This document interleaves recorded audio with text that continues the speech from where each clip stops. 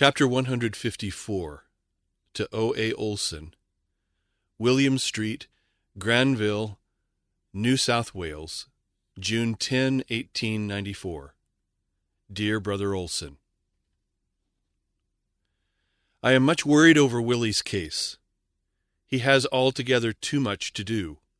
He has to prepare communications to go to America and to the various fields here in this country. He must give counsel in regard to the foreign work.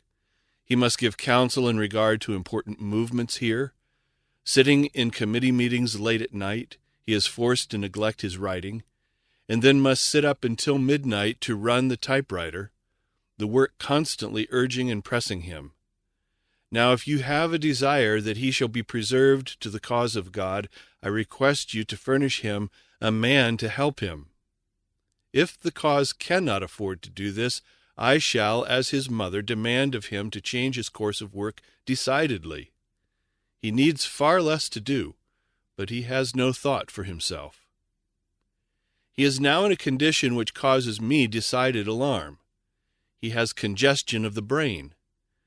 I think if you had been more free to express some appreciation of his work, which I know he deserves, it would not have exalted him nor done the least harm.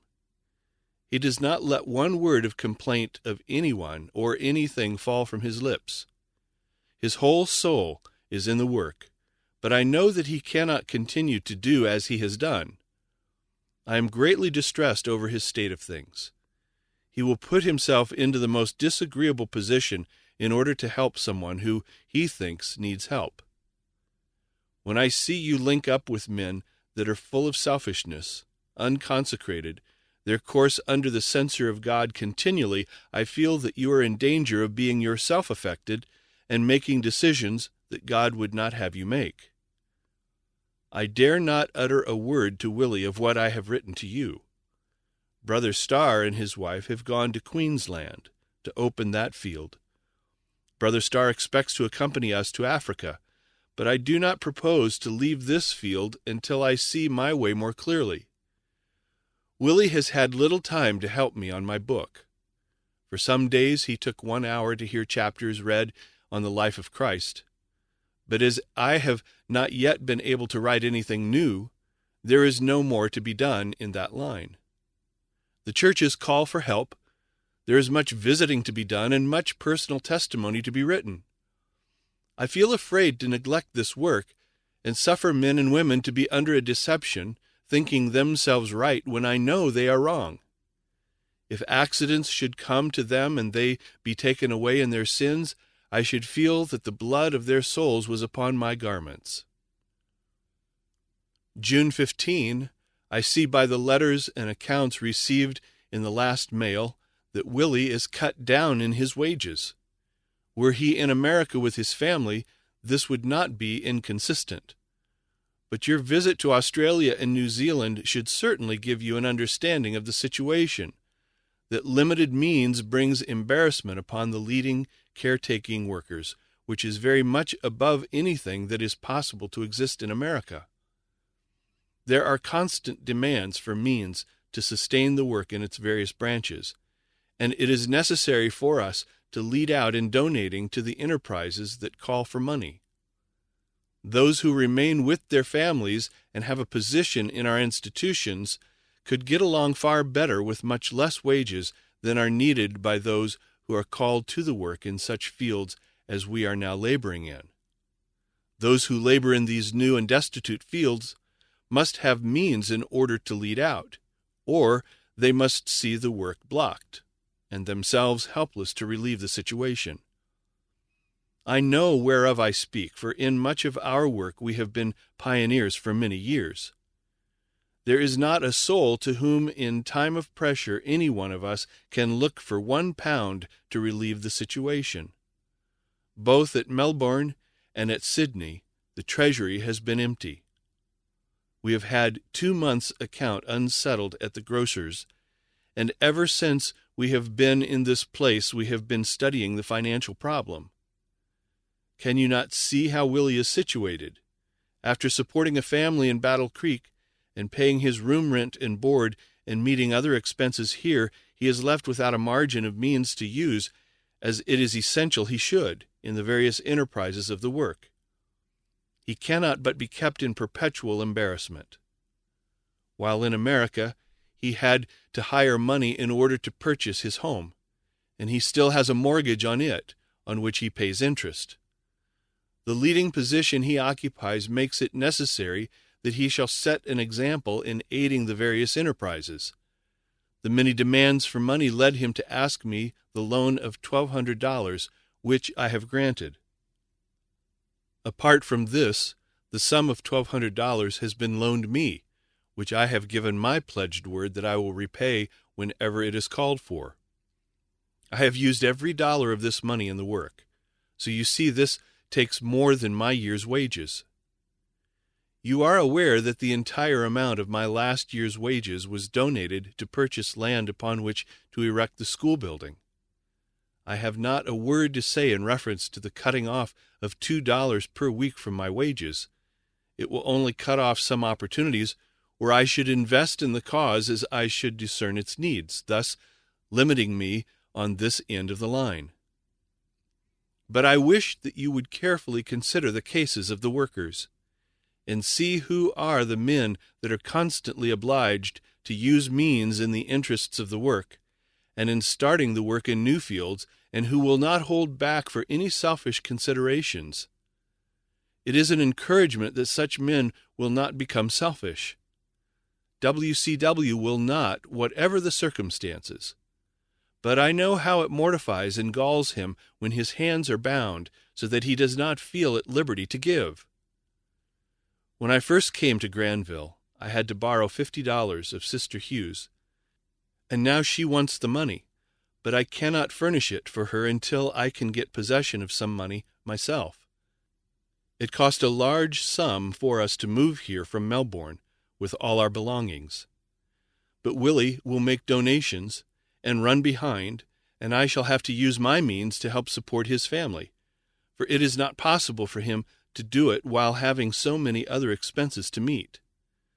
In America, we could live on less wages than we need here. It is right you should know just how the matter stands. I write you this that you may enlighten your board as to the real situation, as in your position it is your privilege and duty to do. As soon as I can get the money, and it should be in a few days, I shall invest $50 in the little church which must be built at 7 Hills. 20 are now keeping the Sabbath. Parents and children together number about 40. When the tent is taken down, there is no place where they can meet for worship. They are excellent people, but too poor to do much. They will do their utmost, and we must help them. I can now see the force of the cautions given me of the Lord, that we should not by large gifts place out of our hands the means that God desired us to handle. For he would make my husband and myself agents through whom the standard of truth should be raised in many places. Willie takes the place of his father, and I have seen that our work was of such a character that we were not to feel dependent upon our brethren or upon any institution or on the decisions of any man or class of men. For unless they were sanctified, they would counterwork the work of God. I saw that the Lord had a special work for us to do. Men untaught of God, men who were not under the influence of His Spirit, would through lack of discernment be placed in positions of trust, where their influence would have a controlling power, and many decisions would be made that would sway things in a wrong channel. Not only would the cause be imperiled by men who would refuse to accept and obey the commandments of God, but some who were right among us, who acted a part both in planning and executing the work, were not in close connection with God. Yet the judgment of these men would be regarded as reliable. If they were able to distinguish sacred things from the common, they would consecrate their talents of ability to God, and their endowments as businessmen would be employed as a sacred trust. But they have never been converted, and they do not make God their fear and their trust. Yet their decisions bind or loose in the work of God, as if they were under the sanctification of His Holy Spirit. Since my husband's death, I have repeatedly received such warnings as those. Beware of men in high places. Do not place yourself in the power or under the control of men, for there will be those who do not understand the way of God's working. You must not be bound. Do not tie your hands by any decisions you may be urged to make. Too often selfishness will control the mind and judgment of men. I have plain testimonies for you to bear, but the men who know not God and the sanctification of His Spirit will mislead. They will not receive the testimonies of the truth. They will not be corrected. They will cherish jealousy. Through envy, through resistance of the Spirit of God, they will give heed to the suggestions of Satan, and will make it very hard for you to do the work I have given you to do. I have placed you so that you shall have influence and means in trust to establish my work, to advance the interest of my kingdom, and not be hindered by the judgment and decisions of men who do not make it their study to know the mind and will of God. I have been shown that you, my dear brother, have sometimes allowed the judgment of men, who are not controlled by the Spirit of God, to lead you to give your influences to plans and propositions that have displeased God. In regard to some of your counsels, the word of the Lord has come to me again and again, presenting evils that need correcting. But if you have seen the evils, you have not dared to stand firmly and boldly in defense of the right. There is danger that your judgment will be perverted. A knowledge of this fact has brought the burden heavier upon me. God is not pleased with these things. In regard to Captain Eldridge, I have had to write words of reproof again and again.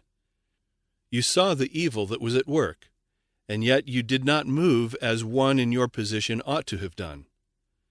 In regard to men whom I have had to reprove, the word of the Lord did not have the effect it would have had if you had discerned the evil more clearly and had acted decidedly. These words were spoken to me when the state of things in your counsels was so objectionable to the Lord.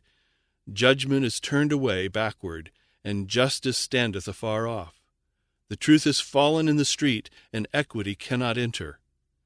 Yes, truth faileth, and he that departeth from evil maketh himself a prey. And the Lord saw it, and it displeased him that there was no judgment. For a long time, evils existed in the office at Battle Creek. The messages that God had given did not have sufficient weight with those who filled prominent positions to change the current of things. I was shown that Satan was jubilant when the selfishness of men was robbing the treasury of God.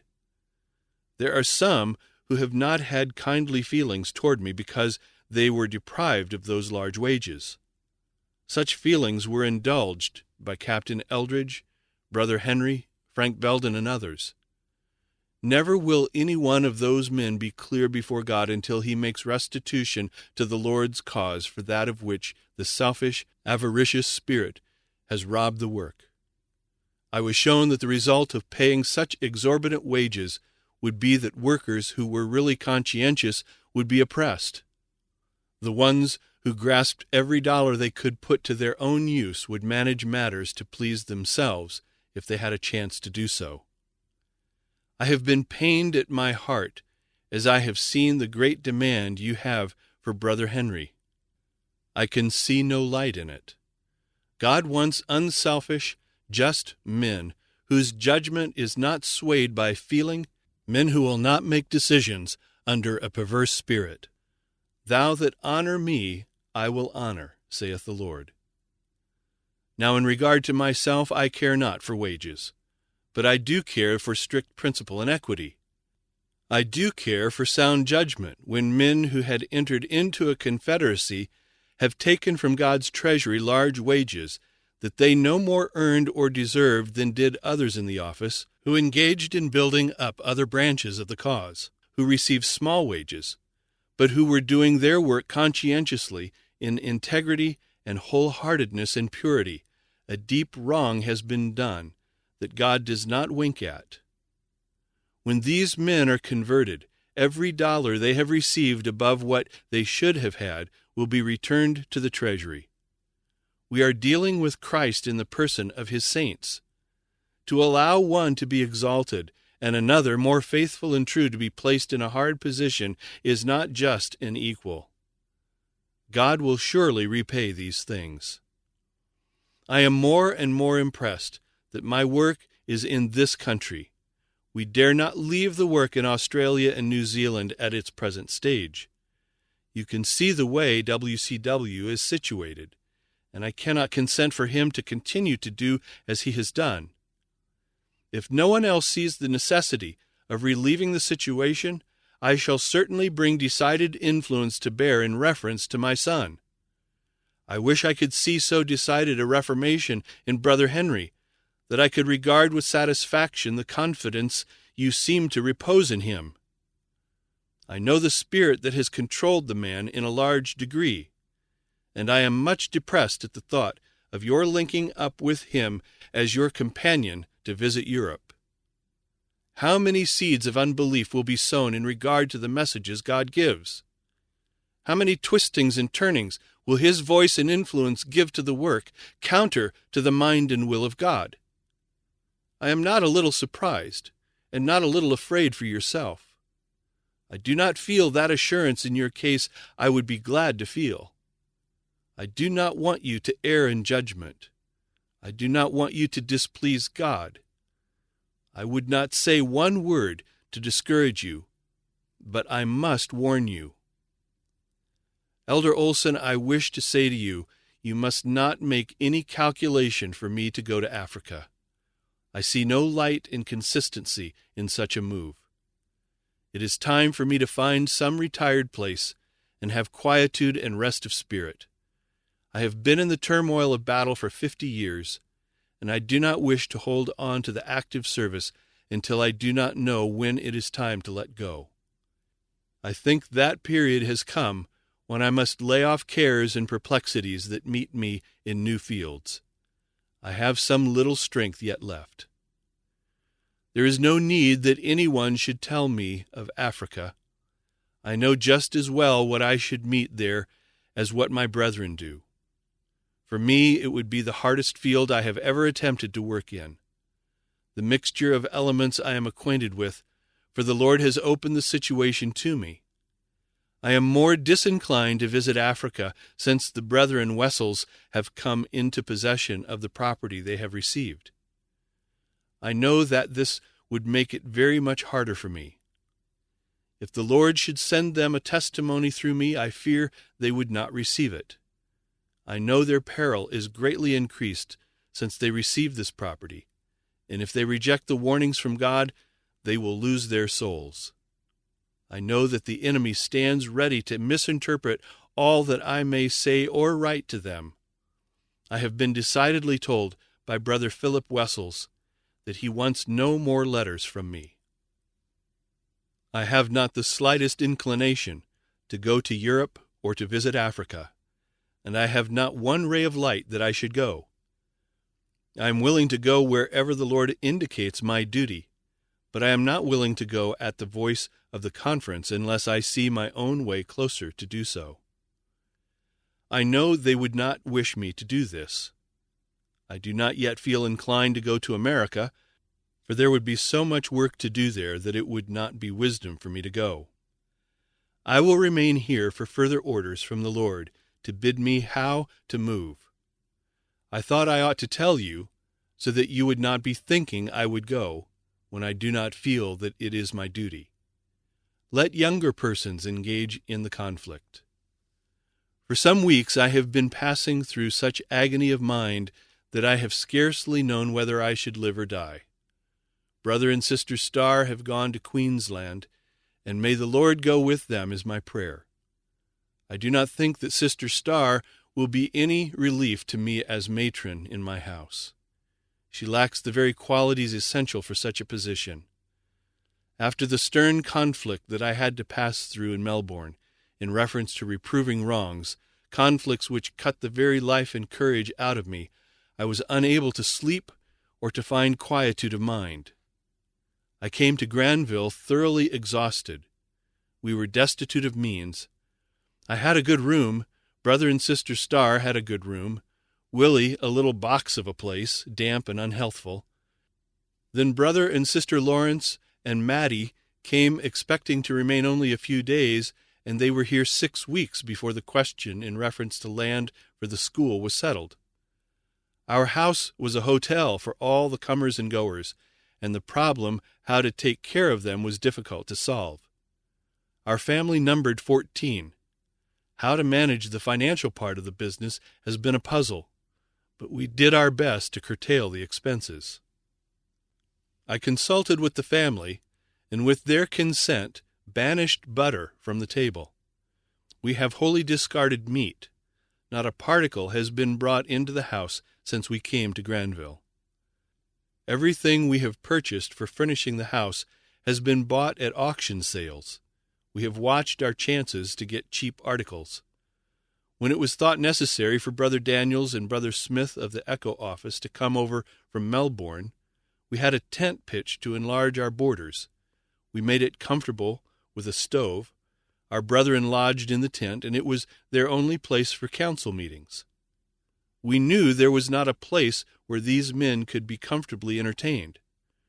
Brother Riki and others were often here in consultation in reference to the work.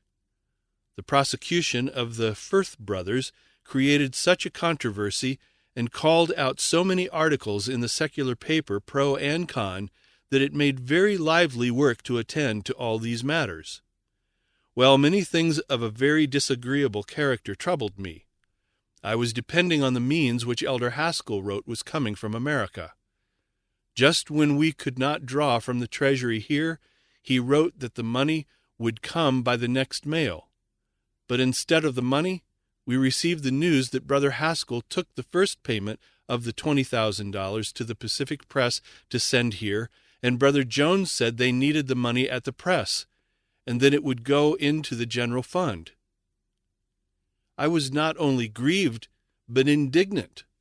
Only a few nights before this letter reached us, I dreamed all about the matter. We seemed to be on an island, and could see a long distance off that a boat was coming to us, and one man on board was holding out his hand with a pocketbook in it. Before the boat had started, we knew that help was coming, but a man came up and took the pocketbook and put it in his breast pocket, and the hand was held out to us empty. I had some other distressing experiences about that time, and altogether I was pressed as a cart beneath sheaves. I had pain in my heart and in my head, followed with numbness. I never understood before the words concerning Christ, being in an agony he prayed. I was of necessity obliged to fill my place in talking to our people, but oh, my heart was so painful. I dared not sleep, and would walk the room in distress and agony. I knew that no living soul could help me. One morning I was writing in my diary at 1 o'clock. I had been in prayer some time before leaving my bed, when instantly all the burden left me, and peace like a river came to my soul. I then went with Brother Daniels and some others to see the school land. The next morning, while we were all bowed in prayer, the Lord rolled upon me the burden of prayer for Brother McCullough, that he should be blessed, strengthened, and healed. It was a most blessed season, and Brother M. says the difficulty has been removed from his throat, and he has been gaining ever since. Our coming to this place as we did made it necessary for us to bear heavy burdens. We knew that it would be costly business for the committee who were to examine the land, to board at hotels, and money was not to be had, so, by my direction, May cooked provision here to send to Dora Creek to supply the necessities of the brethren, and we were 2 months in debt at the grocer's, and I had borrowed a little money for my own use and a few pounds to relieve a brother who was in trouble. But when the review containing the 2 articles from Elder Littlejohn came, my spirit was again in an agony. It seemed to be that I should die. I could not write. For days I could not do anything. A horror of great darkness came upon me. I was moved to the very earth at the thought that men in responsible places in the office are not to be trusted, that they have so little discernment as to allow such an article to be printed and immortalized, giving us, as a people, a way into the enemy's hands. My case was made a subject of prayer, and in the night seasons Jesus seemed close by my side. He said, "Let me take your burden. You cannot bear it." I thought that the arm of Jesus encircled me, and he bade me read Isaiah 54, and repeated from the 4th to the 8th verse. Then he said, "Satan is seeking to destroy you. I am your restorer. Lay your burden upon me. I will give you rest." I was entirely relieved, but restoration comes slowly. My head and heart are still afflicted. Now, the reason why I write all these particulars is that I wish you to know why I dare not go to Africa. I am in much perplexity to know where to find rest and opportunity to write. I have entertained the idea that the rest was to sleep in the grave, and yet some things have made this questionable. I am last inclined to the opinion that I should go to some place where I can make me home and no longer receive means from the General Conference, but feel entirely free from all responsibility and move independently of every man in power. This is all the light I can see at present. I feel compelled to place myself where I shall not have these disappointments and terrible shocks to my heart. I see no other way than to feel that at my age God will give me rest. But those articles in the review to be given to the world seem to me a most terrible betrayal of our cause and work into the hands of our enemies. Some of our people are moving under the control of another spirit than that of God. The only safe course to pursue is to put in their place those that can give the trumpet a certain sound, and not have false alarms sounded that weaken, perplex, and confuse the people of God in these last days. At this time they now need every particle of energy and clear foresight to discern the wiles of Satan, to meet him firmly, decidedly, and to fight manfully the battles of the Lord. If men in the Review and Herald office will permit such matter as that of Elder Littlejohn's to go abroad, let them be discharged, whoever they may be. My heart is sick and sore and faint.